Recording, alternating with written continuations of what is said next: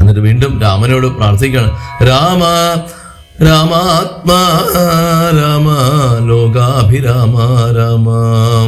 ഈ ഭൂമിദേവിക്കും ഇപ്പൊ എന്നെ വേണ്ടാണ്ടായോ രാമ എന്ന് ചോദിക്കുകയാണ്, പ്രാണവല്ലഭ. അങ്ങനെ കുറച്ച് കഴിഞ്ഞപ്പോഴത്തേക്കും ആ ഒരു മലയുടെ ആ അഗ്രഭാഗത്ത് കുറെ വാനരന്മാര് നിൽക്കുന്നത്, കുറേ ദൂരം ഇവർ പോയി കഴിഞ്ഞപ്പോഴാണ് ആ ഒരു മലയുടെ മുകളിലായിട്ട് കുറെ വാനരന്മാര്, 5 വാനരന്മാര് നിൽക്കുന്നത് ദേവി കണ്ടത്. ഉടൻ തന്നെ തൻ്റെ ആഭരണങ്ങളെല്ലാം കൂടി ഒരു തുണിയിൽ കെട്ടി അവര് കാണത്തക്ക രീതിയിൽ ആ വാനരന്മാരുടെ അരികത്തേക്ക് ദേവി മുകളിൽ നിന്ന് താഴത്തേക്ക് അവർ കാണത്തക്ക രീതിയിൽ തന്നെ താഴത്തേക്കിട്ടു. അപ്പൊ ആ ഉത്തരീയത്തില് ഈ വാനരന്മാരുടെ അടുത്തേക്ക് ഇതിട്ടിട്ട് ദേവി പോവുകയും ചെയ്തു. എന്നിട്ട് അങ്ങനെ ആ ലങ്കയിൽ എത്തുകയും അങ്ങനെ അവിടെ ആ അശോകവനികയിൽ സീത ഇരിക്കുകയും ചെയ്തു. ആ സമയത്ത് ഇവിടെ രാമൻ തിരികെ വരികയാണ് പർണശാലയിലേക്ക്, പഞ്ചവടിയിലേക്ക് വരുമ്പോൾ, അതായത് ആ മാനിനെ വധിക്കാനായിട്ട്, മാനിനെ പിടിച്ചുകൊണ്ട് വരാനായിട്ട് പോയതായിരുന്നു. പക്ഷെ മാരീചനാന്ന് രാമൻ അറിയാമായിരുന്നു. അതുകൊണ്ട് തന്നെ ആ മാനായിട്ട് വന്ന മാരീചനെ അസ്ത്രം എയ്ത് കൊന്നു. അത് തിരിച്ച് വരികയാണ്. അപ്പോഴാണ് ലക്ഷ്മണൻ അദ്ദേഹത്തിനെ രാമനെ അന്വേഷിച്ച് കാട്ടിലേക്ക് വരുന്നതായിട്ട് കാണാൻ കഴിഞ്ഞത്. അപ്പോൾ ലക്ഷ്മണനോട് ചോദിക്കുകയാണ്, ലക്ഷ്മണ, നീ എന്തിനാണ് ഇപ്പോൾ ഈ കാട്ടിലേക്ക് ഇങ്ങോട്ട് വന്നത്? സീത ഒറ്റയ്ക്കല്ലേ, പർണശാലയിൽ സീത ഒറ്റയ്ക്കല്ലേ ഇരിക്കുന്നത്? അപ്പോൾ നീ ഇങ്ങനെ ഒറ്റയ്ക്ക് വന്നു കഴിഞ്ഞാൽ വല്ല രാക്ഷസന്മാര് സീതയെ പിടിച്ചു തിന്നുകയോ അല്ലെങ്കിൽ പിടിച്ചുകൊണ്ട് പോവുകയോ വല്ലതും ചെയ്യില്ലേ? ഘോര മൃഗങ്ങളൊക്കെ ഉള്ള കാടല്ലേ എന്നൊക്കെ രാമൻ ചോദിക്കുകയാണ്. രാമൻ അറിയാം ലക്ഷ്മണൻ ഈ സത്യം അറിഞ്ഞു കഴിഞ്ഞാൽ ഒരിക്കലും തൻ്റെ അവതാര ഉദ്ദേശം രാവണന്റെ അടുത്തേക്ക് എത്താൻ സാധിക്കുകയില്ല എന്നറിയാം. അതുകൊണ്ട് ഭഗവാൻ എന്ത് ചെയ്തു, ആ ഒരു പ്രാകൃതൻ ആയിട്ടുള്ള പുരുഷനെ പോലെ, ഒരു സാധാരണ ആയിട്ടുള്ള ഒരു പുരുഷൻ എങ്ങനെയാണോ ദുഃഖിക്കുന്നത് അതുപോലെ ദുഃഖിച്ചുകൊണ്ടാണ് ഇതൊക്കെ ചോദിക്കുന്നത്. അങ്ങനെ എന്നിട്ട് ചോദിക്കണം, ഇനി പർണശാലയില് സീതയ്ക്ക് ഇനി ആരാണ് ഒരു തുണയുള്ളത് എന്നൊക്കെ ചോദിക്കുകയാണ്. ഇനി ആരെങ്കിലും കൊണ്ടുപോവുകയോ അത് ഇനി ആരെങ്കിലും ഭക്ഷിച്ചു കളയോ എന്തെങ്കിലും ചെയ്തിട്ടുണ്ടോ? അപ്പൊ ഇതൊക്കെ കേട്ടപ്പോഴത്തേക്കും ലക്ഷ്മണൻ പറയുകയാണ്, തൊഴുത് ഒരു എന്താ പറയുക, ഒരു ദുഃഖത്തോടു കൂടി കണ്ഠങ്ങൾ ഇടറിക്കൊണ്ട് പറയുകയാണ്, ദേവിയുടെ ആ ദുർഗ്രഹ വചനങ്ങള് കേട്ട് എനിക്ക് സഹിക്കാൻ വയ്യാതെയായി ഭഗവാനെ. അപ്പൊ ചോദിച്ചു, എന്തിനാണ് ദേവി ഇങ്ങനെയൊക്കെ പറഞ്ഞത്? എന്താണ് നിന്നെ ദേവിയെ പറഞ്ഞതെന്ന് ചോദിച്ചു. അപ്പൊ പറയാണ്, അവിടുന്ന് ആ മാരീചന്റെ ആ ഒരു മായാപ്രയോഗം കൊണ്ട് ലക്ഷ്മണ പരിത്രാഹി സൗമിത്രേ ശീഘ്രം എന്ന് കരഞ്ഞ സമയത്ത് ആ രാക്ഷസൻ എന്നെ നിഗ്രഹിച്ചിടും ഇപ്പോൾ എന്ന് പറഞ്ഞ് കരഞ്ഞ സമയത്ത് ആ ഭാര്യ, ആ സീതാദേവി ജ്യേഷ്ഠത്തി അമ്മ പറയുകയാണ്, അത് അങ്ങയുടെ നാദമാണ്, അങ്ങയുടെ ശബ്ദമാണ് കേൾക്കുന്നത്.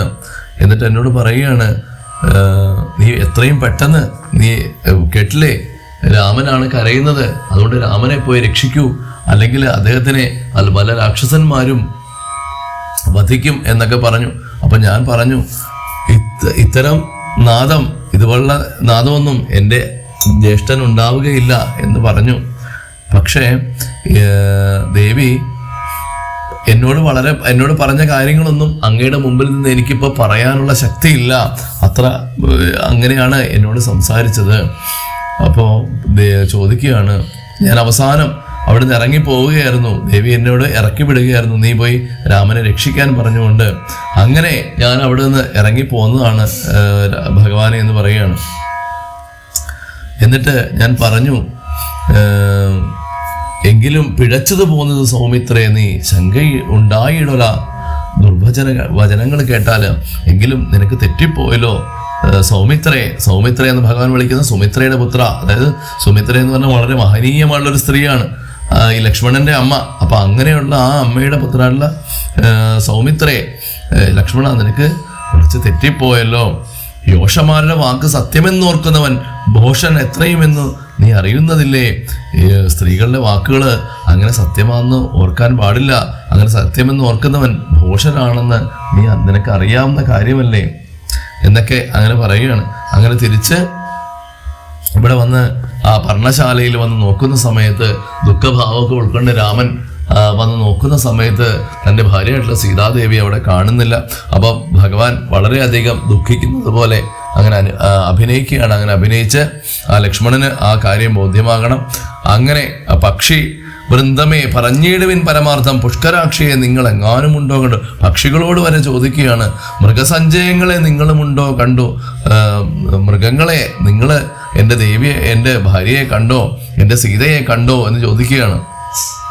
എന്നിട്ടോ അങ്ങനെ ഓരോന്നിങ്ങനെ പറഞ്ഞ് കരഞ്ഞ് ദുഃഖം കൊണ്ടിട്ട് ആ രാമൻ സർവ്വദിക്കുകളിലേക്കും രാമനും ലക്ഷ്മണനും കൂടി സഞ്ചരിക്കുന്ന ആ ഒരു സമയത്താണ് പക്ഷിശ്രേഷ്ഠനായിട്ടുള്ള ജടായുവിനെ കാണുന്നത്.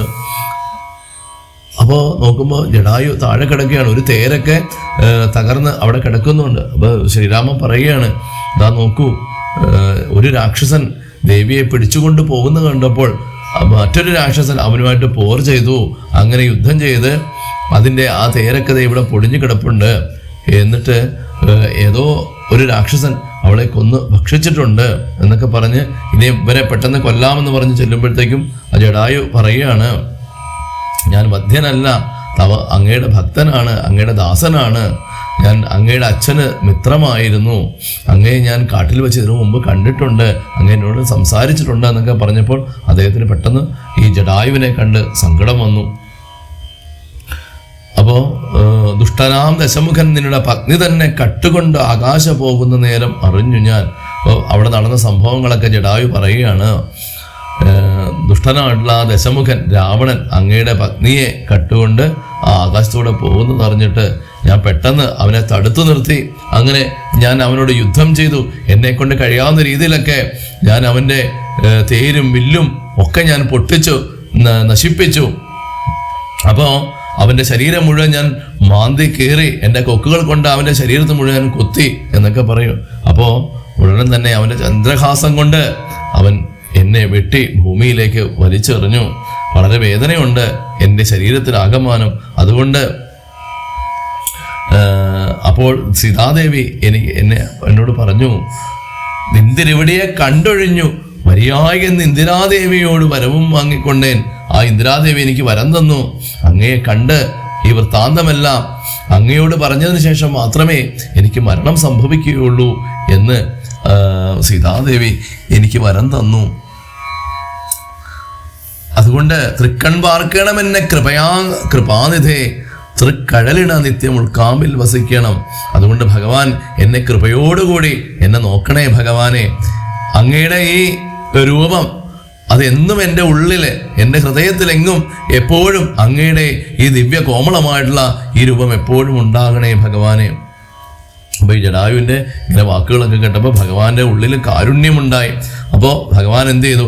ആ തൃക്കൈകൾ കൊണ്ട് തലോടിയിടാൻ അവനുടൽ, ആ ഭഗവാന്റെ ആ തൃക്കൈ കൊണ്ട് ആ പക്ഷിയുടെ ആ ശരീരത്തിലൊക്കെ തലോടി.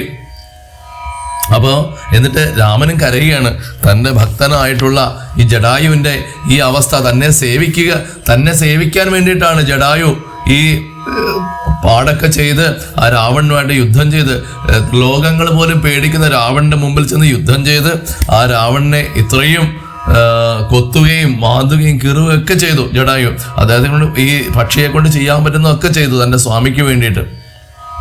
അപ്പോൾ അങ്ങനെയെല്ലാം ചെയ്ത് ഇപ്പോൾ അദ്ദേഹം മരണത്തോട് മല്ലടിച്ച് കിടക്കുന്ന ആ പക്ഷിശ്രേഷ്ഠനെ അദ്ദേഹം ആ ശ്രീരാമചന്ദ്ര മഹാപ്രഭു തലോടിക്കൊണ്ട് പറയുകയാണ്, പറയൂ ജടായു, എൻ്റെ വല്ലഭാവൃത്താന്തം ജടായു പറയൂ എന്ന് പറയുകയാണ്. അപ്പോൾ പറയാണ്, രക്ഷോനായകനായ രാവണൻ ദേവി തന്നെ ദക്ഷിണ ദിശ കൊണ്ടുപോയെന്നറിഞ്ഞാലും ദക്ഷിണ ദിക്കിലേക്കാണ് രാവണൻ അങ്ങയുടെ ഭാര്യയെ കൊണ്ടുപോയിരിക്കുന്നത് എന്ന് പറയാണ്. എനിക്ക് ശക്തിയില്ല ഭഗവാനെ, മരണപീഠ എൻ്റെ ശരീരത്തിനെ ബാധിച്ചിരിക്കുന്നു. അതുകൊണ്ട് അവിടുന്ന് നല്ലത് വരാനായിട്ട് അങ്ങനെ അനുഗ്രഹിക്കണമെന്ന് പറയുകയാണ്. എന്നിട്ട് പറയുകയാണ്, നിൻ തിരുവടി തന്നെ കണ്ടിരിക്കവേ ബന്ധമറ്റിയിടും വണ്ണം മരിപ്പാൻ അവകാശം. ഭഗവാനെ, അങ്ങയുടെ മുഖത്തേക്ക് നോക്കിക്കൊണ്ട് തന്നെ മരിക്കാനുള്ള അവകാശം വന്നത് അങ്ങയുടെ കൃപ കൊണ്ട് മാത്രമാണ്. പുണ്യപുരുഷ പുരുഷോത്തമ ദയാനിധേ.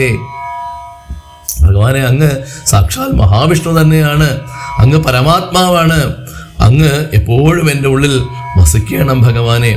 അങ്ങേ അന്ത്യകാലത്തില് അങ്ങേ ഇങ്ങനെ കാണാൻ വന്നതും എൻ്റെ ബന്ധവുമൊക്കെ അറ്റുപോയതും എൻ്റെ ബന്ധങ്ങളൊക്കെ ഇല്ലാണ്ടായി ഞാൻ മുക്തനായി എന്ന് എനിക്ക് അറിയാം. അതുകൊണ്ട് അങ്ങയുടെ ആ തൃക്കരം കൊണ്ട് എൻ്റെ ശരീരം മുഴുവൻ തലോടണം ഭഗവാനെ എന്ന് പറയുകയാണ്. അപ്പോൾ എനിക്ക് ബന്ധുവത്സല, അങ്ങനെയാണെങ്കിൽ ഭഗവാനെ നിൻ തിരുമലരടിയോട് ചേർന്നിടാമല്ലോ എൻ്റെ ഭഗവാനെ. എൻ്റെ ഭഗവാന്റെ അടുത്തേക്ക്, ഭഗവാന്റെ തൃപ്പാദങ്ങളിലേക്ക് എനിക്ക് ചെന്ന് ചേരാമല്ലോ. അപ്പോൾ ഇത് കേട്ടപ്പോഴും ആ ഭഗവാൻ എന്ത് ചെയ്തു? വീണ്ടും ആ ജടായുവിനെ തലോടുകയാണ്. അങ്ങനെ തലോടിക്കൊണ്ടിരുന്ന സമയത്ത് തന്നെ ആ പ്രാണങ്ങളെ ത്യജിച്ച് ജടായുവും മഞ്ഞിടം തന്നിൽ വീണ നേരത്തൊരു രഘുവരൻ, ആ ജടായു മരിച്ചു. ആ ഭഗവാന്റെ മടിയിൽ വെച്ച് തന്നെ മരിച്ചു. ഭഗവാൻ ആ ജടായുവിൻ്റെ അവസ്ഥ കണ്ട്, ജടായു തനിക്ക് വേണ്ടി ചെയ്ത ഒരു ത്യാഗം കണ്ട് ഭഗവാന്റെ കണ്ണിൽ നിന്നും ധാരധാരയായിട്ട് കണ്ണുനീര് വരികയാണ്. മിത്രമാം, തൻ്റെ പിതാവിൻ്റെ മിത്രമായിട്ടുള്ള പക്ഷീന്ദ്രനാണ് ഈ ജടായു. എന്നിട്ട് വീണ്ടും ഭഗവാൻ ആ ഉത്തമാംഗത്തെ എടുത്ത് ഉത്സംഗസീമിനെ ചേർത്ത് ഉത്തരകാര്യാർത്ഥമായി സോദരനോട് ചൊന്നാൻ തൻ്റെ ഹൃദയത്തോട് ചേർത്ത് ആ പക്ഷിയുടെ തലയെടുത്ത് തൻ്റെ ഹൃദയത്തോട് ചേർത്ത് വെച്ചിട്ട് പറയുകയാണ്, സോദര ലക്ഷ്മണ, നീ എത്രയും പെട്ടെന്ന് അഗ്നി കൂട്ടണം, വിറകൊക്കെ കൊണ്ടുവന്ന് ഇവന് വേണ്ട രീതിയിൽ സംസ്കാര കർമ്മങ്ങളൊക്കെ ചെയ്യണം. അങ്ങനെ കേട്ടതും ലക്ഷ്മണൻ ഉടൻ തന്നെ ഒരു ചിതയൊരുക്കി വേണ്ട സംസ്കാര ക്രിയകളൊക്കെ ചെയ്തു. ഉദകക്രിയകളൊക്കെ ലക്ഷ്മണൻ തന്നെയാണ് ചെയ്യുന്നത് ഈ പക്ഷിശ്രേഷ്ഠന് വേണ്ടിയിട്ട്. അങ്ങനെ ഈ സമയത്ത് എന്താണ്, അന്നേരം വിമാനം ആരുഹ്യ ഭാസുരം ഭാനുസന്നിഭം ദിവ്യരൂപം പൂണ്ടൊരു ജടായുവും. ഉടനെ തന്നെ ആ ജടായുവിൻ്റെ ഒരു ദിവ്യരൂപമുണ്ടായേ. വിമാനമാരൂഹ്യ, ആ വിമാനത്തില് കയറി. അങ്ങനെ ദിവ്യരൂപം പൂണ്ടൊരു ജടായുവും ആ ദിവ്യരൂപം മാറി, ആ രൂപമുണ്ടായി. ആ പക്ഷിയുടെ രൂപമൊക്കെ മാറി. എങ്ങനെയായി? ശംഖാരി പത്മമകുട പീതാംബര അന്ത്യ അങ്കിത രൂപം പൂണ്ട വിഷ്ണു പാർഷദന്മാരാൽ, അതായത് ഭഗവാന്റെ പോലെ തന്നെ ശംഖും ചക്രവും പീതാംബരവും ഒക്കെ ധരിച്ചിട്ടുള്ള ആ വിഷ്ണു പാർഷദന്മാരാൽ പൂജിതനായിട്ട് സ്തുതിക്കപ്പെട്ട് മുനികളാ തേജസ് ആയിട്ടുള്ള ആ ഒരു വിഗ്രഹം, ആ ദിവ്യകോമളമായിട്ടുള്ള ഒരു വിഗ്രഹം, ആ ഒരു രൂപം ആ ജടായുവിനും ഉണ്ടായി. അങ്ങനെ ആ ജടായു ഭഗവാനെ വീണ്ടും സ്തുതിക്കുകയാണ്. ഭഗവാന്റെ ആ ജടായു സ്തുതി വളരെ ഗംഭീരമായിട്ടുള്ള ഒരു സ്തുതിയാണ്. അങ്ങനെ ആ ജടായുവിൻ്റെ ഭഗവാനെ സ്തുതിക്കുക. അഗണ്യ ഗുണം ആദ്യം അവ്യയം അപ്രമേയം അഖില ജഗത് സൃഷ്ടിസ്ഥിതി സംഹാരമൂലം പരമം പരാപരമാനന്ദം പരമാത്മാനം വരദമഹം പ്രണതോസ്മി സന്തതം രാമം. ഭഗവാനെ, അവിടുത്തെ ഗുണഗണങ്ങൾ ആർക്കെങ്കിലും പറഞ്ഞാൽ മതി വരുമോ? അങ്ങയുടെ ഗുണങ്ങളെ കുറിച്ച് ആർക്കെങ്കിലും മുഴുവനായിട്ട് പറയാൻ സാധിക്കുമോ ഭഗവാനെ? അഖില ജഗത്തിനും സൃഷ്ടിക്കും സ്ഥിതിക്കും സംഹാരത്തിനും മൂലമായത് അങ്ങ് തന്നെയാണല്ലോ. അങ്ങ് തന്നെയാണ് പരമമായിട്ടുള്ള ആ പരാപരമായിട്ടുള്ള പരമാനന്ദമായിട്ടുള്ള പരമാത്മാവായിട്ടുള്ള അതും അങ്ങ് തന്നെയാണ്. വരപ്രദനാണങ്ങ്, അങ്ങയെ ഞാൻ നമസ്കരിക്കുന്നു എന്നൊക്കെ പറഞ്ഞ് വളരെ ഗംഭീരമായിട്ടുള്ള ഒരു ജടായു സ്തുതിയാണ്. അവസാനം പറയുകയാണ്, മന്മഥ ശതകോടി സുന്ദര കളേവരം ജന്മനാശാദിഹീനം ചിന്മയം ജഗന്മയം കോടി കോടി കോടി കാമദേവന്മാരെ പോലെ അതിലും സുന്ദരനായിട്ടുള്ള ആ ഭഗവാനെ, അങ്ങക്ക് ജന്മവും നാശവും ഒന്നുമില്ല, അങ്ങക്ക് അജനാണങ്ങ്, അങ്ങക്ക് ജന്മമില്ലാത്തവനാണ്, അങ്ങ് ചിന്മയനാണ്, അങ്ങ് ജഗന്മയനാണ്. അങ്ങനെ പറഞ്ഞ് സ്തുതിക്കുകയാണ്. അങ്ങനെ ഈ സ്തുതി കേട്ട് രാമചന്ദ്രനും പ്രസന്നനായി. ഭഗവാന്റെ ഉള്ളില് ആ സന്തോഷമുണ്ടായി. പത്രീന്ദ്രൻ തന്നോട് അരുളി ചെയ്യുകയാണ്, മധുരമായിട്ട് ഭഗവാൻ ആ പക്ഷിശ്രേഷ്ഠനോട് അരുളി ചെയ്യുകയാണ്, അസ്തുതേ ഭദ്രം ഗച്ഛ പദം മേ വിഷ്ണോ പരം. ഈ സ്തോത്രം എഴുതിയും പഠിച്ചും കേട്ടുകൊണ്ടാൽ പറയാണ്, അസ്തുതേ ഭദ്രം ഗച്ഛ പദം മേ വിഷ്ണോ. അതായത് നീ എൻ്റെ പദത്തിലേക്ക് നീ ഉയർന്നു പോയാലും, ഭഗവാന്റെ വാക്കുകളാണ്. ശ്രീരാമചന്ദ്രൻ ഭഗവാൻ ഇടയ്ക്കൊക്കെ ഭഗവാന്റെ ആ ഒരു എന്താ പറയുക, ആ ഒരു ഈശ്വരീയമായിട്ടുള്ള അംശങ്ങൾ കാണിക്കുന്ന ചില ഭാഗങ്ങളാണ്.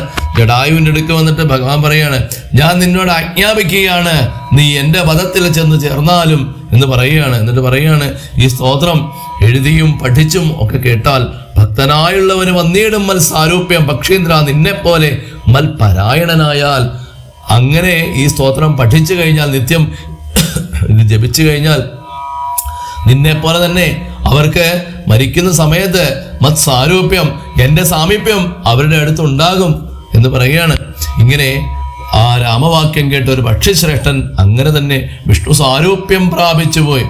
അങ്ങനെ ആ ഭഗവാന്റെ സാരൂപ്യത്തിലേക്ക്, സാരൂപ്യം എന്ന് പറഞ്ഞാൽ ആ രൂപത്തിലേക്ക് തന്നെ, ആ ജടായുവും ആ ഭഗവാന്റെ രൂപത്തിലേക്ക് തന്നെ ശംഖുചക്ര ഗദാപത്മധാരിയായിട്ട് മാറി. അങ്ങനെ ബ്രഹ്മപൂജിതമായ പദവും പ്രാപിച്ചത് അതേ ബ്രഹ്മദേവൻ പോലും പൂജിക്കുന്ന ആ ഒരു പദത്തിലേക്ക് അദ്ദേഹം എത്തിച്ചേർന്നു, ആ പക്ഷിശ്രേഷ്ഠൻ എത്തിച്ചേർന്നു എന്നാണ് പറയുന്നത്. അപ്പോൾ അങ്ങനെയാണെങ്കിൽ ഈ ഒരു ജടായുസ്തുതി നിത്യവും എല്ലാ ഭക്തൻ മനസ്സുകൾക്കും പാരായണം ചെയ്താൽ തീർച്ചയായിട്ടും അവർക്കും ആ ഭഗവാന്റെ സാമീപ്യവും അതുപോലെ തന്നെ ആ സാരൂപ്യവും എല്ലാം വന്നു ചേരും എന്നാണ് പറയുന്നത്. ഭഗവാൻ തന്നെ പറയുകയാണ്, ശ്രീരാമചന്ദ്രൻ തന്നെയാണ് അതിനൊരു ഫലശ്രുതി പറയുന്നത്. മറ്റു ദേവതമാരോ മഹർഷിമാരോ ഒന്നുമല്ല, ഭഗവാൻ തന്നെയാണ് ഇത് പറയുന്നത്. അതിനുശേഷമാണ് അവര് കാട്ടിലൂടെ വീണ്ടും നടക്കുന്ന സമയത്താണ് കബന്ധൻ, അതായത് അവര് ശ്രീരാമനും ലക്ഷ്മണനും കൂടെ നടക്കുന്ന സമയത്ത് വളരെ ഒരു പ്രത്യേക രീതിയിലുള്ള ഒരു സത്വം, ഒരു രൂപം ഇല്ലാത്ത ഇതിനാണ് സത്വം എന്ന് പറയുന്നത്. അപ്പോൾ ആ ഒരു സത്വത്തെ കാണുകയും അങ്ങനെ നോക്കുമ്പോഴത്തേക്കും ആ സത്വത്തിന്റെ കൈകൾ രണ്ട് യോജന ബാഹുക്കൾ, അതായത് വളരെ കിലോമീറ്ററിലധികം ദൂരം രണ്ട് കൈകളും കാണുന്നുണ്ട്. അപ്പോൾ ഈ കൈകളുടെ മധ്യത്തിലാണ് ശ്രീരാമനും ലക്ഷ്മണനും നിൽക്കുന്നത്. അപ്പോൾ ഭഗവാൻ, അപ്പോൾ ഒരു സാധാരണ ഒരു മനുഷ്യനെ പോലെ ശ്രീരാമചന്ദ്ര മഹാപ്രഭു ചോദിക്കുകയാണ്, അയ്യോ നമുക്ക് എന്ത് പറ്റി, നമ്മളിപ്പോൾ ഈ ഒരു സത്വത്തിന്റെ ഇടയിൽ, ഈ കൈകളുടെ ഇടയിലാണല്ലോ, അപ്പോൾ തീർച്ചയായിട്ടും പക്ഷിയുമല്ല മൃഗവുമല്ല, ഇവനെ ഇപ്പം മിക്കവാറും നമ്മളെ എടുത്ത് ഭക്ഷിക്കും എന്നൊക്കെ പറയുകയാണ്. അപ്പോൾ ലക്ഷ്മണൻ പറയുകയാണ്, ഭഗവാനെ നമുക്ക് അതിന് ഒരു കാര്യം ചെയ്യാം, ഭഗവാൻ ഇവന്റെ ഒരു കരം ഛേദിക്കണം, ഞാൻ അടുത്ത കരം ഞാനും ഛേദിക്കാം എന്ന് പറയുകയാണ്. അപ്പോൾ തൽക്ഷണം ഛേദിച്ചത് ദക്ഷിണഭുജം രാമൻ, വലത്തെ കരം രാമനും ഛേദിച്ചു. ലക്ഷ്മണൻ വാമകരം ഛേദിച്ചാലോ നേരം ലക്ഷ്മണൻ എന്ത് ചെയ്തു, ആ ഇടത്തെ കയ്യെ ലക്ഷ്മണനും ഛേദിച്ചു. അപ്പോൾ ഇത് കണ്ടപ്പോഴത്തേക്കും ഈ രാക്ഷസന് ആകെ വിസ്മയമുണ്ടായി. ചോദിക്കുകയാണ്, ഭുജങ്ങളെ ഛേദിച്ചിടുവാൻ ശക്തന്മാരായി ഭുവനത്തിൽ ആരുമുണ്ടായിൽ ഇതിൻ കീഴിൽ, ഈ പ്രപഞ്ചത്തില് എൻ്റെ ഈ കൈകളെ ഛേദിക്കാനായിട്ട് ശക്തന്മാരായിട്ട് ആരും ഉണ്ടായിട്ടില്ല. നിങ്ങൾ ആരാണ്? അത്ഭുതാകാരന്മാരാണ്. നിങ്ങളെ കാണുമ്പോൾ തന്നെ സത്പുരുഷന്മാരെന്ന് കൽപ്പിച്ചിടുന്നു ഞാൻ. നിങ്ങളെ കാണുമ്പോൾ തന്നെ അറിയാം നിങ്ങൾ സത്പുരുഷന്മാരാണ്. എന്താണ് നിങ്ങൾ ഈ ഘോരമായിട്ടുള്ള കാനനത്തിൽ വരാനുള്ള കാരണം എന്താണെന്ന് എന്നോട് പറയാമോ എന്ന് ചോദിക്കുകയാണ്. അപ്പം ഇങ്ങനെ കബന്ധന്റെ വാക്യങ്ങളൊക്കെ കേട്ട് ഭഗവാൻ ചിരിച്ചുകൊണ്ട്, ഭഗവാന്റെ സ്വതസിദ്ധമായിട്ടുള്ള ആ ഒരു ചിരിച്ചുകൊണ്ട് ഭഗവാൻ മറുപടി പറയുകയാണ്, ഞാൻ ദശരഥൻ മഹാരാജാവിൻ്റെ പുത്രനായിട്ടുള്ള, അയോധ്യാവതിയായിട്ടുള്ള ദശരഥന്റെ പുത്രനായിട്ടുള്ള രാമൻ എന്നാണ് എൻ്റെ പേര്. ഇതെൻ്റെ സഹോദരൻ ലക്ഷ്മണനാണ്. എൻ്റെ ഭാര്യ സീതയെ ഞങ്ങൾ നായാട്ടിന് പോയ സമയത്ത് ഒരു നിശാചരൻ വന്ന് കട്ടുകൊണ്ടുപോയി. അങ്ങനെ കാനനം തോറും ഞങ്ങൾ തിരഞ്ഞു നടക്കുമ്പോഴാണ് കാണായത് നിന്നെ കണ്ടതും. അങ്ങനെ നിന്റെ കൈകളുടെ ഇടയിൽ ഞങ്ങൾ അകപ്പെട്ടത് കൊണ്ട് പ്രാണരക്ഷാർത്ഥം ആണ് നിന്റെ കരങ്ങൾ ഞങ്ങൾ ഛേദിച്ചത് എന്ന് ചോദിക്കണം. ആരോടോ വികൃത രൂപം ധരിച്ചൊരു ഭഗവാൻ, ഇങ്ങനെ വികൃതമായിട്ടുള്ളൊരു രൂപം ധരിച്ചത് നീ ആരാണ് എന്ന് പറയുകയാണ്. രാമനോട് ചോദിക്കുകയാണ്. അപ്പോൾ കബന്ധം പറയുകയാണ്, ഞാനിപ്പോൾ ധന്യനായി ഭഗവാനെ, നിന്നെ കാണാൻ എൻ്റെ മുമ്പിൽ കാണാൻ കഴിഞ്ഞത് എൻ്റെ ഭാഗ്യമാണ്. ഞാൻ പണ്ട് ഒരു ഗന്ധർവനായിരുന്നു, പക്ഷേ എൻ്റെ രൂപ സൗന്ദര്യത്തിൽ ഞാൻ ദർപ്പിതനായി, ഞാൻ അഹങ്കരിച്ചു. അങ്ങനെ ധാരാളം സുന്ദരി ജനങ്ങളുമായിട്ട് ഞാൻ സുന്ദരി ജനങ്ങൾക്കൊക്കെ എന്നെ വലിയ ഇഷ്ടമായിരുന്നു. അങ്ങനെ ഞാൻ അവരുമൊക്കെ ആയിട്ട് ക്രീഡിച്ചിങ്ങനെ നടക്കുമ്പോൾ അഷ്ടാവക്ര മുനിയെ കണ്ടു, ഞാൻ അപഹസിച്ചു. അപ്പോൾ ആ മുനിക്ക് ദേഷ്യം ഉണ്ടായി, എന്നോട് ദേഷ്യം ഉണ്ടാവുകയും ആ അഷ്ടാവക്ര മുനി എന്നെ ശപിക്കുകയും ഉണ്ടായി. ദുഷ്ടനായുള്ളൊരു നീ രാക്ഷസനായി പോകെന്നാൽ തുഷ്ടനായി പിന്നെ ശാപാനുഗ്രഹം നൽകിയിടനായി. അപ്പോൾ ഇത് കണ്ടപ്പോൾ അഷ്ടാവക്ര മുനിക്ക് ദേഷ്യം ഉണ്ടാവുകയും ആ അഷ്ടാവക്ര മുനി എന്നെ ശപിക്കുകയും ചെയ്തു. അവസാനം എനിക്ക് ശാപമോക്ഷവും തന്നു. ശാപമോക്ഷം ഇതാണ്: സാക്ഷാ ശ്രീനാരായണൻ തൻ തിരുവടി തന്നെ മോക്ഷതൻ ദശരഥപുത്രനായ ത്രേതായുഗേ വന്നവതരിച്ചു, നിൻ ബാഹുക്കളറുക്കുമ്പോൾ വന്നിടുമല്ലോ ശാപമോക്ഷവും നിനക്കിടോ. അങ്ങനെ ആ ദശരഥന്റെ പുത്രനായിട്ട് സാക്ഷാൽ ശ്രീനാരായണൻ തന്നെ രാമനായിട്ട് വന്ന് അവതരിക്കും. ആ സമയത്ത് നിന്റെ ബാഹുക്കൾ അറുക്കുമ്പോൾ, നിന്റെ കൈകൾ അറുക്കുന്ന സമയത്ത് മാത്രം നിനക്ക് ശാപമോക്ഷം ഉണ്ടാവും എന്ന് പറയുകയാണ്. അങ്ങനെ ആ താപസന്റെ ശാപം കൊണ്ടാണ് ഞാനിങ്ങനെ ഒരു രാക്ഷസനായത്. അങ്ങനെ ഞാനിനി രാക്ഷസനായിട്ട് നടക്കുന്ന ഒരു കാലമാണ്. ഇന്ദ്രനുമായിട്ട് ഞാൻ ഒരു യുദ്ധത്തിൽ ഏർപ്പെടുകയും ആ ഇന്ദ്രൻ എൻ്റെ തലയറുത്ത് മാറ്റുകയും ചെയ്തു. പക്ഷേ വജ്രമേറ്റിട്ടും മമ വന്നീല മരണം അത് അബ്ജസംഭവൻ മമ തന്നൂര് വരത്തിനാല്. അതായത് ആ ഇന്ദ്രന്റെ വജ്രായുധമേറ്റിട്ടും എൻ്റെ മരണമുണ്ടായില്ല. കാരണം അബ്ജസംഭവൻ, അതായത് ബ്രഹ്മദേവൻ പണ്ട് എനിക്കൊരു വരം തന്നിട്ടുണ്ട്. എന്താണ്?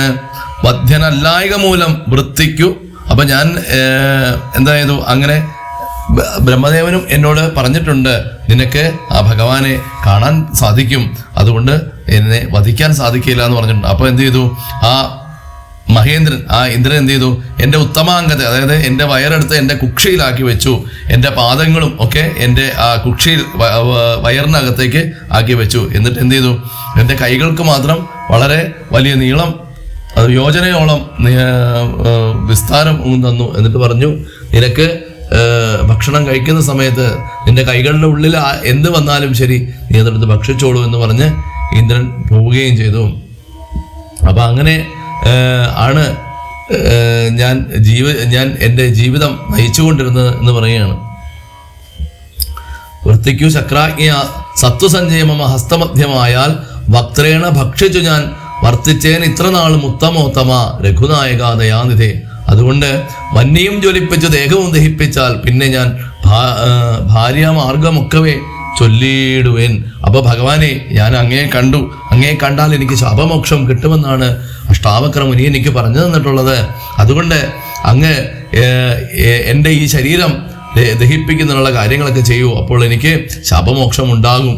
അതിനുശേഷം ഞാൻ അങ്ങയുടെ ഭാര്യ വൃത്താന്തങ്ങളൊക്കെ പറഞ്ഞു തരാം എന്ന് പറഞ്ഞു.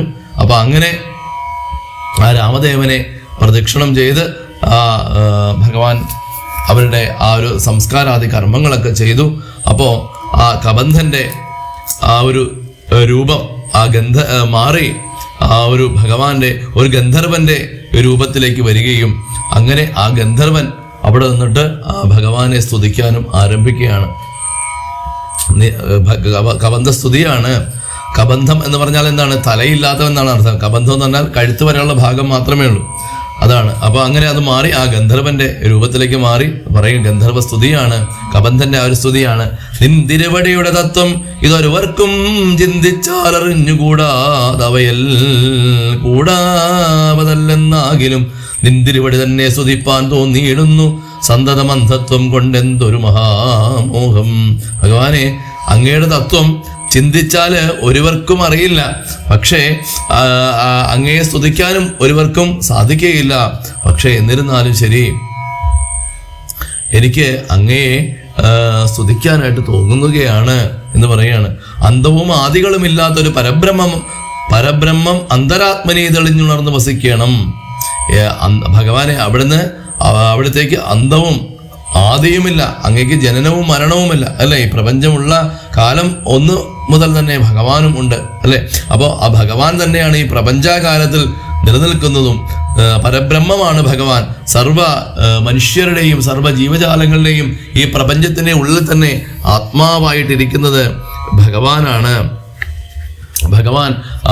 ഭഗവാന്റെ ആ ഒരു സൃഷ്ടിസ്ഥിതി സംഹാരങ്ങൾ ആണ് ഈ ജഗത്തിൻ്റെ എന്താ പറയുക, അതിലൊരു നിലനിൽപ്പ് തന്നെ.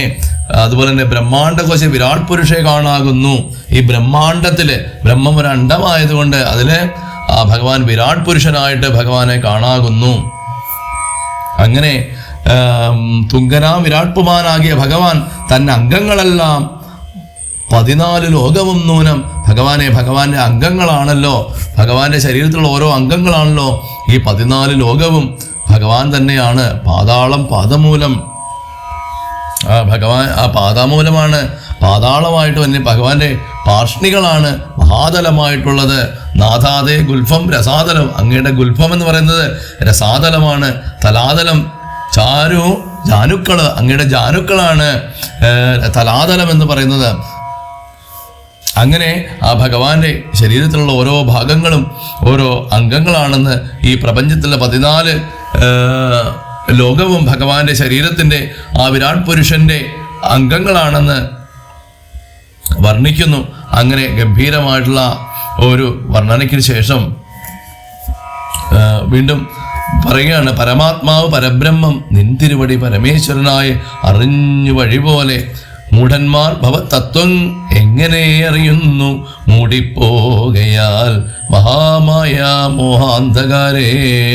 ഭഗവാനെ, മൂഢന്മാർക്ക് അവിടുത്തെ തത്വമൊന്നും അറിയില്ല, അങ്ങ് പരബ്രഹ്മമാണെന്ന് അറിയില്ല, അങ്ങ് സർവജ്ഞനാണെന്ന് അറിയില്ല, അങ്ങ് മഹാദേവനാണെന്ന് അറിയില്ല, അങ്ങാണ് ഈ താപസവേഷം ധരിച്ച് ഈ കാട്ടിലൂടെ നടക്കുന്നതെന്ന് മൂഢന്മാർക്ക് അറിയുകയില്ല ഭഗവാനെ. എന്നിട്ട് പറയണം, പാഹിമാം ജഗന്നാഥ പരമാനന്ദരൂപ പാഹി സൗമിത്രിസേവ്യ പാഹിമാം ദയാനിധേ. നിൻ മഹാമായാദേവി എന്നെ മോഹിപ്പിച്ചതായ കമ്പുജ വിലോചന സന്തതം നമസ്കാരം. അങ്ങനെ പാഹിമാം രക്ഷിക്കൂ ജഗന്നാഥ പരമാനന്ദരൂപ, ഭഗവാന്റെ സ്വരൂപം തന്നെ പരമാനന്ദമാണ്. പാഹി സൗമിത്ര സേവ്യ, ആ സുമിത്രയുടെ പുത്രനായിട്ടുള്ള ലക്ഷ്മണൻ, ആ സേവ്യനായിട്ടുള്ള ഭഗവാനെ അങ്ങനെ രക്ഷിച്ചാലും എന്ന് ഗംഭീരമായിട്ട് ആ ഭഗവാനെ സ്തുതിക്കുകയാണ്. അപ്പോൾ ഭഗവാൻ എന്ത് ചെയ്തു? അവന് മുക്തി ദാനം ചെയ്ത് പറഞ്ഞു, ഇനി നിനക്ക് ഭക്തനാം നിനക്ക് അധപ്പതനം ഇനി വരാ, നിനക്ക് ഇനി യാതൊരുവിധ അധപ്പതനവും ഇനി ഉണ്ടാവുകയില്ല, നീ എൻ്റെ സ്ഥാനത്തെ പ്രാപിച്ചുകൊള്ളൂ എന്ന് പറയുകയാണ്. ഇങ്ങനെ വരം വാങ്ങി ഗന്ധർവശ്രേഷ്ഠൻ മംഗലം വരുവാനായി തൊഴുതു ചൊല്ലിയിടിനാൻ. മുമ്പിൽ അമ്മാറു കാണാം മതങ്കാശ്രമം തത്ര സംപ്രതി വസിക്കുന്നു ശബരി തപസ്വിനി. പറഞ്ഞായിരുന്നല്ലോ ഭാര്യ എങ്ങോട്ടാണ് കൊണ്ടുപോയിരിക്കണമെന്ന് പറയാമെന്ന്. അപ്പോൾ പറയുകയാണ്, അങ്ങ് കുറച്ചുകൂടെ മുമ്പോട്ട് പോകുമ്പോൾ, കുറച്ച് ദൂരം പോകുമ്പോൾ അവിടെ ശബരി എന്ന് പറയുന്ന തപസ്വിനി അങ്ങയെ കാത്ത് അങ്ങയെ പ്രാർത്ഥിച്ച് മതങ്കന്റെ ആശ്രമത്തില് അവിടെ തപസ് ചെയ്യുന്നു. ത്വൽപാദാംബുജ ഭക്തി കൊണ്ടേറ്റം പവിത്രയായി എപ്പോഴും ഭവാനെയും ധ്യാനിച്ചു വിമുക്തയായി അവളെ ചെന്നു കണ്ടാൽ വൃത്താന്തം ചൊല്ലും അവൾ, അവനീ സുത തന്നെ ലഭിക്കും നിങ്ങൾക്കെന്നാൽ.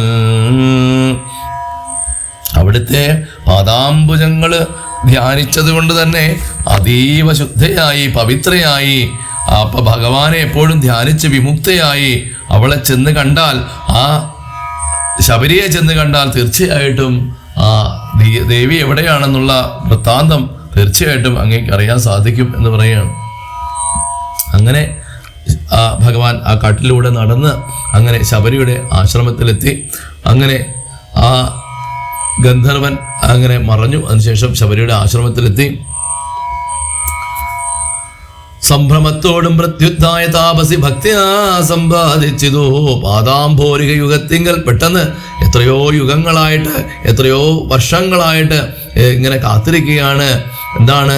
ആ ഭഗവാനെ കാണാനുള്ള ഒരു തപസ്സുമായിട്ട് സന്തോഷപൂർണാശ്രു നേത്രങ്ങളോടവളും ആനന്ദം ഉൾക്കൊണ്ടു പാദ്യാർഘ്യാസനാദികളാലെ അങ്ങനെ സന്തോഷാശ്രുക്കള് ഭഗവാനെ ഇങ്ങനെ എല്ലാ ദിവസവും നോക്കും. ഭഗവാന് വേണ്ട പൂജാദ്രവ്യങ്ങളും കാട്ടുപഴങ്ങളും എല്ലാം ഒരുക്കി വെച്ച്, ഭഗവാന്റെ പൂജാ സാധനങ്ങളും എല്ലാം ഒരുക്കി വെച്ചിട്ട് ഇങ്ങനെ പായൊക്കെ എടുത്ത് അവിടെ നിവർത്തിയിട്ടിട്ട് ഇങ്ങനെ എല്ലാ ദിവസവും പോയി നോക്കും. പർണശാലയിൽ അതൊക്കെ പോയി നോക്കും. രാമലക്ഷ്മണന്മാർ വരുന്നുണ്ടോ എന്നറിയാനായിട്ട് എപ്പോഴും ഇങ്ങനെ പോയി നോക്കും. അങ്ങനെ ആ ഭഗവാനെ പൂജിച്ച് ഭഗവാനെ നിത്യവും ഓരോ നിമിഷവും അനുനിമിഷവും ഭഗവാനെ ധ്യാനിച്ച് കഴിയുകയാണ് ആ ശബരി. അങ്ങനെ ആ ഭഗവാന്റെ പാദതീർത്ഥങ്ങളിലൊക്കെ പാദങ്ങളൊക്കെ അഭിഷേകം ചെയ്തു. അങ്ങനെ ഭോജനത്തിന് കഴിക്കാനായിട്ട് ഫലമൂലങ്ങളൊക്കെ നൽകി. അന്നേരം ഭക്തി കൊണ്ട് തൊഴുതിട്ട് പറയുകയാണ്, ധന്യനായി വന്നേനകമിന്ന് പുണ്യാതിരേകാൽ. ഭഗവാനെ പുണ്യം കൊണ്ട് ഞാൻ ധന്യനായി. എന്നുടെ ഗുരുഭൂതന്മാരായ മുനിജനം നിന്നെയും പൂജിച്ച് അനേകായിരത്താണ്ട് വാണാൻ. എൻ്റെ ഗുരുഭൂതന്മാരായിട്ടുള്ള മുനിജനങ്ങള് ഭഗവാനെ അവിടുത്തെ പൂജിച്ചുകൊണ്ട് അനേകായിരം വർഷം ജീവിച്ചു. അന്ന് ഞാൻ അവരെയും ശുശ്രൂഷിച്ചിരുന്നതു. പിന്നെ പോയി ബ്രഹ്മപദം പ്രാപിച്ചാൽ അവർകളും. അന്ന് ഞാൻ അവരെ ശുശ്രൂഷിക്കാനുള്ള ഒരു ഭാഗ്യം എനിക്ക് കിട്ടി. അന്ന് ഞാൻ എൻ്റെ മുനിജനങ്ങളെ ഞാൻ ശുശ്രൂഷിച്ചു. അതുകൊണ്ട് ആണ് എനിക്ക് ഇന്ന് അങ്ങയെ കാണാനുള്ള ഭാഗ്യം കിട്ടിയത്. ഗുരുവിൻ്റെ അനുഗ്രഹം കൊണ്ടാണ്. എന്നോട് ചൊന്നാൽ അവരേതുമേ ഖേദിയാതെ തന്നെ നീ വസിച്ചാലും ഇവിടെ തന്നെ നിത്യം. എന്നോട് അവർ പറഞ്ഞു, മരിക്കുന്നതിന് മുമ്പായിട്ട് എൻ്റെ ഗുരു പറഞ്ഞു, നീ വിഷമിക്കേണ്ട ശബരി, നീ ഇവിടെ തന്നെ നിത്യം വസിക്കൂ. പന്നകശായി പരൻ പുരുഷൻ പരമാത്മാവന്നവതരിച്ചതു രാക്ഷസവതാർത്ഥമായി. പന്നകശായി എന്താ പറയുക, ഭഗവാൻ പുരുഷോത്തമൻ പരമപുരുഷൻ പരമാത്മാവ് വന്ന് അവതരിച്ചിട്ടുണ്ട്. രാക്ഷസ പദാർത്ഥമായിട്ട് ഇവിടെ വന്ന് അവതരിച്ചിട്ടുണ്ട്, ഈ ഭൂമിയിൽ അവതരിച്ചിട്ടുണ്ട്. നമ്മയും ധർമ്മത്തെയും രക്ഷിച്ചു കൊള്ളുവാൻ ഇപ്പോൾ നിർമ്മലൻ ചിത്രകൂടത്തിങ്കൽ വന്നിരിക്കുന്നു. ഭഗവാൻ ആ ചിത്രകൂടത്തിൽ വന്നിട്ടുണ്ട്. വന്നീടും ഇവിടേക്കു രാഘവൻ എന്നാൽ അവൻ തന്നെയും കണ്ടു ത്യാഗവും ചെയ്താലും നീ. അങ്ങനെ രാമൻ ഇവിടെ വരുന്ന സമയത്ത് ആ രാമനെ കണ്ട് പൂജിച്ച് നിന്റെ ശരീരം ഉപേക്ഷിച്ചാലും എന്ന് പറയുകയാണ്. അങ്ങനെയാണെങ്കിൽ നിനക്ക് മോക്ഷം വരും എന്ന ആ ഗുരുഭാഷിതം ഇപ്പോൾ സത്യമായി. ഞാൻ എത്രയോ വർഷങ്ങളായിട്ട് അങ്ങയെ കാത്തുകൊണ്ട് അങ്ങയെ പ്രതീക്ഷിച്ചുകൊണ്ടിരിക്കുകയാണ്.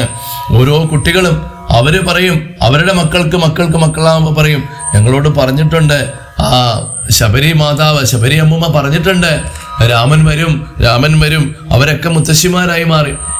എന്നിട്ടും ഈ ശബരി ഗുരുവിന്റെ ഭാഷിതം, ഗുരു പറഞ്ഞത് സത്യമാണ്. എൻ്റെ ഗുരു പറഞ്ഞിട്ടുണ്ട്, ഞാൻ മരിക്കുന്നതിന് മുമ്പായിട്ട് ആ ഭഗവാനെ കാണാൻ സാധിക്കും, ശ്രീരാമചന്ദ്രനെ എനിക്ക് കാണാൻ സാധിക്കുമെന്ന് എൻ്റെ മതംഗ മഹർഷി, എൻ്റെ ഗുരു എനിക്ക് വാക്ക് തന്നിട്ടുണ്ട്. ഗുരുഭാഷിതം സത്യമാകും, സത്യമാവാതിരിക്കാൻ പറ്റില്ല. അതുകൊണ്ട് ഞാൻ ആ ഭഗവാനെ നിത്യം സേവിച്ചുകൊണ്ട്, ആ ഭഗവാന് വേണ്ടിയിട്ട് സേവ ചെയ്യുന്നതിന് വേണ്ടിയിട്ട്, ഭഗവാന്റെ രൂപം നിത്യവും മനസ്സിൽ ധ്യാനിച്ചുകൊണ്ട്, ഹൃദയത്തിൽ ഭഗവാന്റെ രൂപം പ്രതിഷ്ഠിച്ചുകൊണ്ട്, ആ ഭഗവാനെ മാത്രം ചിന്തിച്ചുകൊണ്ട് ഞാൻ എല്ലാ ദിവസവും ഭഗവാന് വേണ്ടിയിട്ട് ഇവിടെ കാത്തിരിക്കും. അങ്ങനെ എൻ്റെ പുണ്യം, എൻ്റെ ഗുരുനാഥന്മാര് ഞാൻ സേവിച്ചത് കൊണ്ട് എനിക്ക് ഭഗവാനെ കാണാനുള്ള ഭാഗ്യവും കിട്ടി. എന്നിട്ട് പറയുകയാണ്, ശ്രീപാദം കണ്ടുകൊള്ളുവാൻ ഗുരുഭൂതന്മാരാം താപസന്മാർക്ക് പോലും യോഗം വന്നില്ലല്ലോ. എൻ്റെ ഭഗവാനെ അവിടുത്തെ പാദം കാണാൻ എൻ്റെ ഗുരുക്കന്മാർക്ക് ഭാഗ്യമുണ്ടായില്ലല്ലോ എന്നോർത്ത് ഞാനിപ്പോൾ വിഷമിക്കുകയാണ്. ജ്ഞാനമില്ലാതെ ഹീനജാതിയിലുള്ള മൂഢ, ഞാനതിനൊട്ടും അധികാരിണിയല്ലയല്ലോ. ജ്ഞാനമൊന്നുമില്ലാത്ത ഒരു ഹീനജാതിയിൽപ്പെട്ട ഒരു മൂഢയാണ്. എനിക്കൊരു അറിവുമില്ല ഭഗവാനെ. ഞാനിതിന് അധികാരി പോലും അല്ല ഭഗവാനെ കാണാനായിട്ട്. മനോവിഷയമല്ലാതൊരു ഭഗവദ്രൂപം കാണുവാനും അവകാശം വന്നതു. ഭഗവാനെ വാക്കിനും മനസ്സിനും വിഷയമല്ലാത്തൊരു ഈ ഭഗവാന്റെ രൂപം കാണാനായിട്ടൊരു എനിക്കൊരു ഭാഗ്യമുണ്ടല്ലോ. അത് കാണുവാനുള്ളൊരു അവകാശം വന്നല്ലോ. അതെന്തൊരു ഭാഗ്യമാണ് എൻ്റെ ജീവിതത്തില്. അവിടുത്തെ ആ തൃക്കടലിണ ഗോപ്യെ സ്തുതിച്ചു കൊള്ളുവാനും ഇങ്ങുൾക്കമലത്തിൽ അറിയപ്പോകാൻ. ഭഗവാനെ എനിക്ക് അങ്ങേ കൈകൂപ്പാൻ മാത്രമേ അറിയുള്ളൂ ഭഗവാനെ. എനിക്ക് സ്തുതിക്കാനൊന്നും എനിക്കറിയില്ല ഭഗവാനെ. ദയാനിധേ രാമൻ പറയുകയാണ്, അമ്മ എന്തിനാണ് ഇങ്ങനെ വിഷമിക്കുന്നത്? ഞാൻ പറയുന്നത് കേൾക്കൂ. പുരുഷ സ്ത്രീ ജാതി നാമാശ്രമാദികളല്ല, പുരുഷനുമല്ല സ്ത്രീയുമല്ല ജാതിയുമല്ല നാമവുമല്ല അവരുടെ ആശ്രമങ്ങളുമല്ല. കാരണം മമ ഭജനത്തിന് ജഗത്രയേ. ഇനി എൻ്റെ ഭജനത്തിന് കാരണം പുരുഷനോ സ്ത്രീയോ ഒന്നും ആകണമെന്നുള്ളതല്ല. ഭക്തിയൊന്നൊഴിഞ്ഞു മറ്റില്ല കാരണമേതും, മുക്തി വന്നിടുവാനുമില്ല മറ്റേതുമൊന്നും. എനിക്ക് പുരുഷനാവട്ടെ, സ്ത്രീയാകട്ടെ, നപുംസകമാകട്ടെ, ഏത് ജാതിയിൽപ്പെട്ടതാവട്ടെ, ഇതൊന്നും എനിക്ക് വിഷയമല്ല. എൻ്റെ ഭജനത്തിന് വേണ്ടത് ഭക്തി മാത്രമേ ഉള്ളൂ അമ്മേ എന്ന് പറയാണ്. അപ്പോ തീർത്ഥസ്നാനാദി തപോദാന വേദാധ്യായന ക്ഷേത്രോപവാസയാഗാദ്യാഖില കർമ്മങ്ങളാൽ ഒന്നിനാലൊരുത്തനും കണ്ടുകിട്ടുകയില്ല പറയാണ്. തീർത്ഥസ്നാനങ്ങൾ കൊണ്ടോ വലിയ വലിയ പുണ്യതീർത്ഥങ്ങളിൽ പോയി മുങ്ങിയാലോ, അതുപോലെ തന്നെ തപസ് കൊണ്ടോ, ദാനം കൊണ്ടോ, വേദാധ്യാനം കൊണ്ടോ, ക്ഷേത്രോപവാസം കൊണ്ടോ, യാഗങ്ങൾ കൊണ്ടോ, ഇങ്ങനെയുള്ള കർമ്മങ്ങളൊന്നും കൊണ്ട് എന്നെ ഒരുവനും കിട്ടില്ല. എന്ത് വേണം? മത് ഭക്തി, എന്നെ കുറിച്ചുള്ള ഭക്തി ഉണ്ടാവണം. ആ ഭക്തി ഉണ്ടെങ്കിൽ മാത്രമേ അവർക്ക് എന്നെ ലഭിക്കുകയുള്ളൂ എന്ന് പറയുകയാണ്. ഇനി ആ ഭക്തിക്കുള്ള കാര്യങ്ങളൊക്കെ ഞാൻ വളരെ ചുരുക്കി അമ്മയ്ക്ക് ഞാൻ പറഞ്ഞു തരാം. അത് കേട്ടുകഴിഞ്ഞാൽ മുക്തി വന്നിടുവാനായി അമ്മയ്ക്ക് മുക്തി ഉണ്ടാകും എന്ന് പറയുകയാണ്. എന്നിട്ട് പറയാണ്, മുഖ്യ സാധനമല്ലോ സജ്ജന സംഗമം.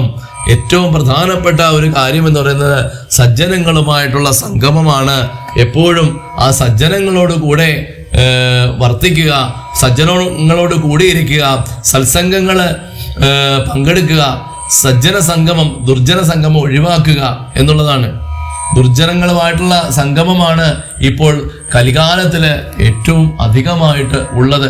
അപ്പൊ ഭഗവാൻ പറയുന്നത് അതെല്ലാം ഒഴിവാക്കിയിട്ട് സജ്ജനങ്ങളുമായിട്ടുള്ള ആ ഒരു സംഗമം, അത് ഇപ്പോൾ 1,00,000 പേരെടുത്തു കഴിഞ്ഞാൽ ഒരാളെ വല്ലതുമേ നമുക്കൊരു സത്സംഗമായിട്ട് കിട്ടുകയുള്ളൂ, അല്ലെ? അപ്പോൾ അങ്ങനെ സജ്ജന സംഗമം ഉണ്ടാകണം. പിന്നെ കഥാലാപം മാത്രമല്ല, എൻ്റെ കഥകള് കേൾക്കുക, അത് ആലാപം ചെയ്യുക, അത് പറയുക. രണ്ടാം സാധനം. മൂന്നാമതും ഇനി രണ്ടാമത്തെ കാര്യം എന്താണ്? എൻ്റെ കഥകള് ആലാപനം ചെയ്യുക, എൻ്റെ കഥകൾ കേൾക്കുക. നമ്മളിപ്പോൾ പറഞ്ഞുകൊണ്ടിരിക്കുന്നതും സജ്ജനങ്ങൾ കേട്ടുകൊണ്ടിരിക്കുന്നതും എല്ലാം ഭക്തിയുടെ രണ്ടാമത്തെ ഒരു കാര്യമാണ്. ആദ്യത്തെ കാര്യവും സജ്ജന സംഗമമാണ്. ഓൺലൈൻ വഴിയാണെങ്കിലും യൂട്യൂബ് വഴിയാണെങ്കിലും ഒക്കെ ഈ ഒരു സജ്ജനങ്ങളുമായിട്ടുള്ളൊരു സംഗമം ഉണ്ടാകാൻ കഴിയുന്നത് എൻ്റെ ജീവിതത്തിലെ വലിയൊരു ഭാഗ്യമായിട്ടാണ് ഞാൻ കരുതുന്നത്. മൂന്നാമതോ ഗുണേരണം, എൻ്റെ ഗുണങ്ങളെക്കുറിച്ച് പറയുക. പിന്നെ മദ്വജോപ്യാഖ്യാതൃത്വം, എൻ്റെ വചനങ്ങളെക്കുറിച്ച് വ്യാഖ്യാനം ചെയ്യുക. മത്കലാചാര്യോപാസനം അഞ്ചാമതും, ആചാര്യനെ ഉപാസിക്കുക. അങ്ങനെ പുണ്യശീലത്വം, യമനിയമാദികള് എന്നെ മുട്ടാതെ പൂജിക്കുന്നുള്ള ആറാമതും, എല്ലാ ദിവസവും എന്നെ പൂജ കഴിക്കുക. എന്നെ പൂജ കഴിക്കാൻ പറഞ്ഞാൽ ഭഗവാൻ ഇവിടെ രാമനെ എന്നുള്ള അർത്ഥത്തിൽ എടുക്കരുത്, പരബ്രഹ്മത്തിലെ ഈശ്വരനെ പൂജിക്കുക എന്നുള്ള ആ ഒരു തത്വത്തിലേക്ക് എടുക്കണം. മന്ത്രോപാസകത്വം ഏഴാമതെട്ട, എൻ്റെ മന്ത്രങ്ങളെ ഉപാസിക്കുക. രാമ എന്ന മന്ത്രം ഉപാസിക്കുക, കൃഷ്ണ എന്ന മന്ത്രം ഉപാസിക്കുക. പിന്നെയോ മംഗലശീലെ കേട്ടുകൊള്ളുക, ധരിച്ചുകൊള്ളേണം നീ. മാത്രമല്ല സർവഭൂതങ്ങളിലും മന്മതി ഉണ്ടാകണം. എന്താണ്?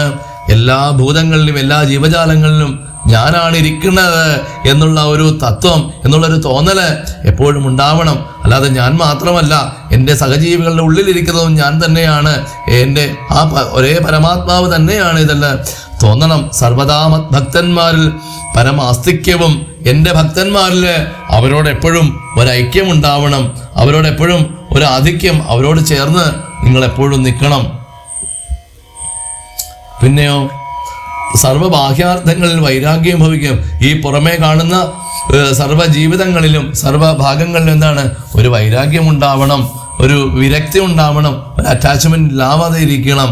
സർവലോകാത്മാ ഞാനെന്ന് എപ്പോഴും ഉറയ്ക്കുകയും, സർവലോകങ്ങളും ഞാനാണെന്ന്, ലോകത്തിലും ആത്മാവായിട്ടിരിക്കുന്നത് ഞാനാണെന്ന് എപ്പോഴും ഉറയ്ക്കണം ഉള്ളിൽ. അത് എപ്പോഴും ആ ഒരു ചിന്തയുണ്ടാവണം.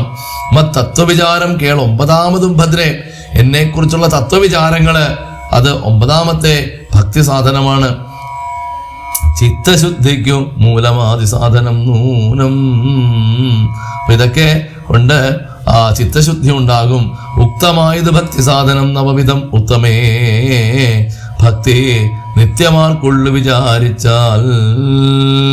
ഇനി വീണ്ടും പറയാണ്, പ്രേമലക്ഷണയായിട്ടുള്ള ഭക്തി സംഭവിക്കുമ്പോൾ വാമലോചനെ മമ തത്വാനുഭൂതി ഉണ്ടാം. നേരത്തെ നമ്മൾ പറഞ്ഞിട്ടുണ്ട്, പ്രേമലക്ഷണയായിട്ടുള്ള ഭക്തി, അതായത് ഗോപികമാർക്ക് ഉണ്ടായിരുന്ന ഭക്തി ആ പ്രേമലക്ഷണയായിട്ടുള്ള ഭക്തിയാണ്.